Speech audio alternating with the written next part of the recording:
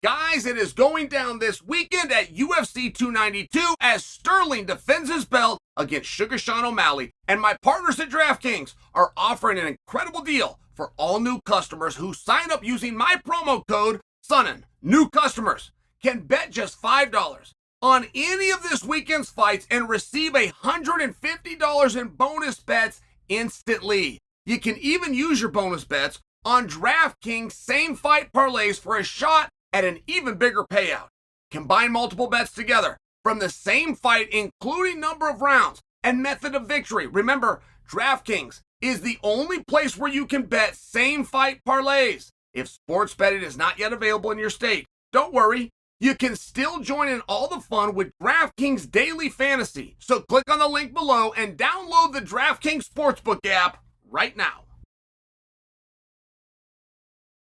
Momentum. It's real. It's real, man. You get on a roll, you keep things going.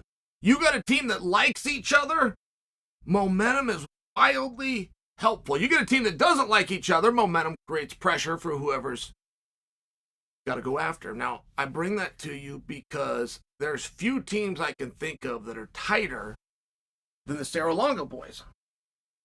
And I'm not there yet on who's going to win with O'Malley and Sean. I'm not convinced that it's done, that the training is done, the experiences are done, the preparation is done. I don't believe that. As Billy the Kid once said, there's many slip between a cup and a lip, and I don't think we're there. This week is going to matter. Who sleeps best? You think that's silly? Remember the night that Paulo Costa goes out there and fights Adesanya, and we kind of go, hey, that's not the same guy. And Paulo Costa tells, yeah, I didn't sleep the night before. You remember that? They teased him for saying it. Said he tried to have something to drink to get himself to fall asleep, but it didn't work. So remember that? And they teased him for it. He was just telling you what happened. It can definitely be blown on fight week. It can be blown in the locker room the night of. And it's relevant that you have Chris Weidman, who is a captain and a leader of that program. And he will be fighting 4 hours before Sterling. And the mood and the temperature in that locker room is going to be very different based on how the performance and outcome of Chris Weidman's match goes. And that's because those guys like one another. There's other teams where it's quite the opposite. For the guy, he's cheering first, he's doing everything right. When people are looking inside, he's thinking, I hope he loses. I hope he loses because it takes pressure off me and I got to go on after him. I mean, I'm just saying, like, there's a whole bunch of psychology that goes in. And it really does come down to what the bonding experience is like. And I think it matters. I think the fact that Suga Sean does not have anybody on the card. And I shouldn't say Suga Sean, I mean, it would be his teammates. I should talk about his coach, Tim Welch. Doesn't have anybody else on the card that he has to focus on. He's got one guy. And I think that it could be a competitive advantage. You might believe it's a competitive disadvantage. We can debate that. The overarching point that I'm attempting to make is it matters. All these things matter. This is a game of inches here. This is a game of centimeters.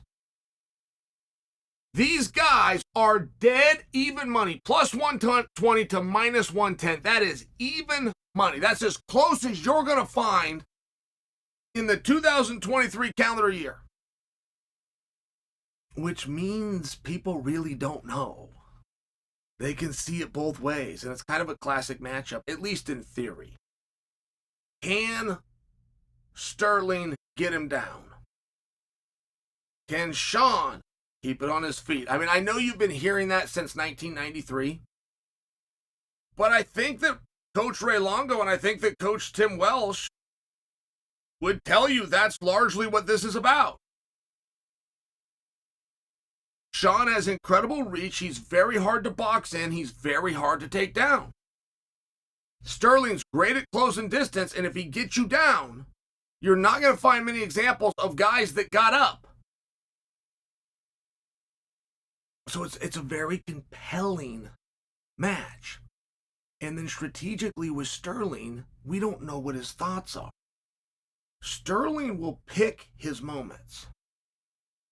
Generally, a fighter will come out with whatever pace he believes he can sustain, that same pace, whatever pace he believes that should the end of the night come and we're still here, I believe I can still sustain this pace. And that's a good, effective strategy.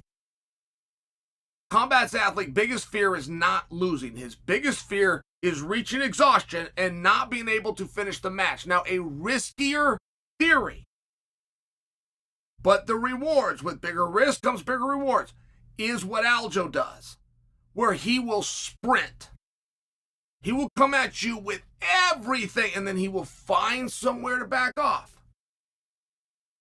Even if he has to give you a round while he recovers, he will sprint, he will idle, he will slow. It's a riskier game, but boy, when it works.